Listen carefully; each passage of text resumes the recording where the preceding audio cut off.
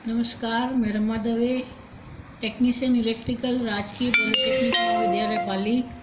मैं आज आपको 109 इलेक्ट्रिकल वर्कशॉप लेसन 7 का 7.2 जिसमें study, connecting, testing and fault finding ceiling fan के अंदर हमें करनी है। सीलिंग फैन यानी छत पंखा।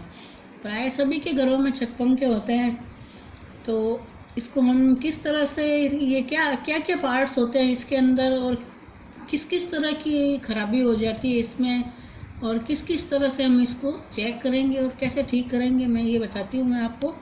पंखे में दो भाग होते हैं, एक होता है रोटर और एक होता है स्टेटर।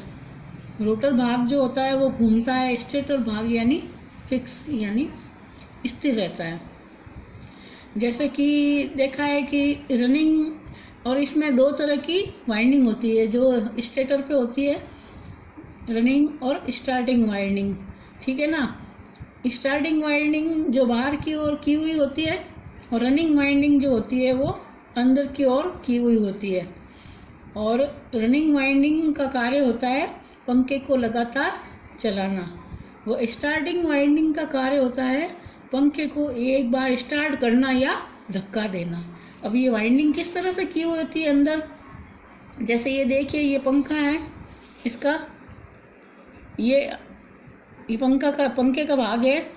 इसको हम खोलेंगे तो इसमें ये बाहर की ओर रनिंग और स्टार्टिंग वाइंडिंग दोनों की होती है। और इनके स्टार्टिंग और रनिंग वाइंडिंग के जो, जैसे ये एक है हमारी ये रनिंग वाइंडिंग, ये दूसरी हमारी स्टार्टिंग वाइंडिंग। तो इसके जैसे दो रनिंग वाइंडिंग के वायर और दो स्टार्टिंग वाइंडिंग के वायर को, जैसे किसी एक वायर को हम दोनों को आपस में शॉर्ट करके और एक पॉइंट हम कॉमन का बाहर निकालेंगे, और रनिंग और स्टार्टिंग वाइंडिंग के दूसरे जो दो तार होते हैं उसके बीच में हम कैपेसिटर लगाएंगे। जैसे ये देखिए, दो तार ये बाहर वापस सप्लाई के लिए निकल गए और एक कॉमन पॉइंट निकल गया। तो देखो, तो हम पंखे में जैसे देखिए ये तीन तार निकल रहे हैं, 1 2 3, रेड, ब्लू और येलो। तीन वायर जो बाहर निकले हैं वो तीनों ही एक कॉमन है। दो के बीच में हम कैपेसिटर को, ये जो कैपेसिटर लगा हुआ होता है, उन दो वायर को हम इस कैपेसिटर से जोड़ेंगे। अब देखिए, जैसे ये हमारे सारे तीन वायर इसके बाहर आ गए हैं, दो हमारे कैपेसिटर के वायर है। तो कैपेसिटर के वायर को हमने दोनों को, कैपेसिटर के वायर को जैसे हमने ये यहाँ पे दोनों को जोड़ के और दो कॉमन पॉइंट निकाले और एक पॉइंट हमने कॉमन निकाला है, और दो हमने बाहर फेस और न्यूट्रल के लिए जो वायर निकाले हैं हमने, उनको हम जैसे ये कनेक्टर लगा हुआ है पंखे के बाहर, उसके अंदर किस तरह से जोड़ेंगे। जो कनेक्टर बाहर लगा हुआ होता है उसमें हम किस तरह से जोड़ेंगे, ये मैंने इस सर्किट में बताया है। जैसे हमने एक ये हमारा रनिंग वाइंडिंग का वायर, दूसरा स्टार्टिंग वाइंडिंग का वायर, इसके बीच में हमने कैपेसिटर को जोड़ दिया है। और ये दो वायर हमने जैसे ही मान लिया, ये रेड वायर है, ये येलो वायर है, और ये हमने दोनों को शॉर्ट करके कॉमन वायर जो बाहर निकाला है। तो हम क्या है, इसको हम कनेक्टर बोलते हैं। कनेक्टर में जो एक बीच वाला पॉइंट होता है वो डमी पॉइंट होता है, एक फेस का और एक न्यूट्रल पॉइंट होता है। जो रेड वाला वायर है, जिसको हमने जैसे पंखे में से तीन वायर निकले उसमें कैपेसिटर लगाया, रेड वाला जो वायर होता है उसको हमने फेस में जोड़ दिया है। और जो येलो वाला वायर है उसको हम डमी पॉइंट में जोड़ देंगे। और कॉमन जो वायर हमने दोनों को वाइंडिंग को शॉर्ट करके निकाला है वायर, उसको उसमें हम न्यूट्रल जोड़ देंगे। तो इस तरह से हमारे ये कनेक्शन है, इसमें हम सप्लाई जोड़ देंगे, एक फेस और एक न्यूट्रल, इस दोनों के बीच में हम सप्लाई को कनेक्ट कर देंगे तो पंखा हमारा चालू हो जाएगा। अब पंखे में क्या क्या फॉल्ट होते हैं कि भाई, हम पंखे में जैसे पहला तो फॉल्ट है पंखे में आवाज़ आ रही है। दूसरा फॉल्ट है पंखा कम स्पीड में चल रहा है, पंखा जाम हो जाता है, पंखा चालू ही नहीं हो रहा है, ठीक है ना। तो पंखे में पंखे जैसे मान लो कट की आवाज़ आ रही है पंखे में, तो ये क्यों आती है। जैसे पंखे में मालूम है कि बॉल बियरिंग लगी होती है, वो कभी कभी ख़राब हो जाती है, तब भी हमारे पंखे में से आवाज़ आने लगती है। और उसमें हम जैसे लुब्रिकेट जो होता है उसमें ग्रीस जो लगा होता है वो भी कम हो जाने के कारण भी पंखा हमारा आवाज़ करने लगता है।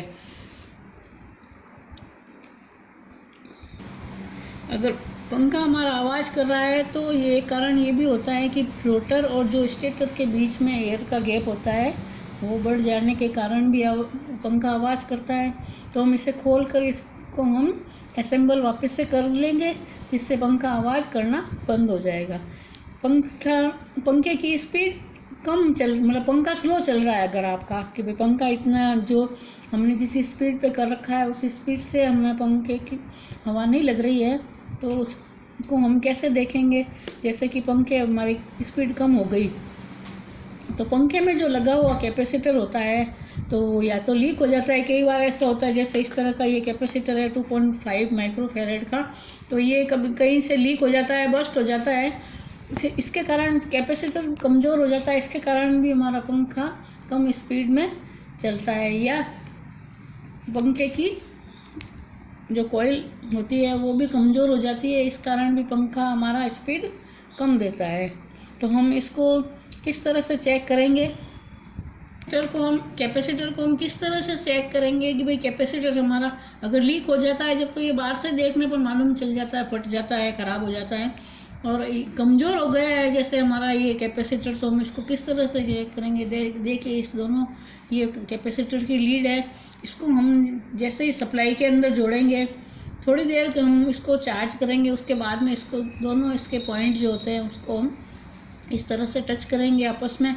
तो अगर ये ज़ोर से चट की आवाज़ बोल के और जो स्पार्क तेज़ कर रहा है और चट की आवाज़ भी ज़ोर से कर रहा है, तो इसका मतलब हमारा ये कैपेसिटर बिल्कुल सही है। और जैसे ही हम इसको चार्ज करके सप्लाई में जोड़ के और वापस इसको दोनों पॉइंट को हम आपस में टच करके देखते हैं, ये स्पार्क भी कम कर रहा है और आवाज़ भी कम कर रहा है, तो इसका मतलब हमारा ये कैपेसिटर कमज़ोर हो गया है, हम इसको दूसरा लगा देंगे। कई बार ऐसा होता है कि हमारे पंखे का स्विच ख़राब होता है, जिसके कारण भी पंखा ऑन करने पर नहीं चलता है। तो अगर हमारा स्विच ख़राब हो गया है तो हम इस स्विच को बदल देंगे। और कई बार हमारा रेगुलेटर भी ख़राब हो जाने के कारण पंखा नहीं चलता है, तो अगर रेगुलेटर ख़राब हो गया हो तो हम इस रेगुलेटर को दूसरा लगा देंगे। इस तरह से हम पंखे को चेक करेंगे। और उसकी अगर वाइंडिंग ख़राब हो गई हो, वाइंडिंग जल गई हो, तो पंखा बिल्कुल जाम हो जाता है, चलता ही नहीं है, तो हम उसकी रिवाइंडिंग कर लेंगे वापस।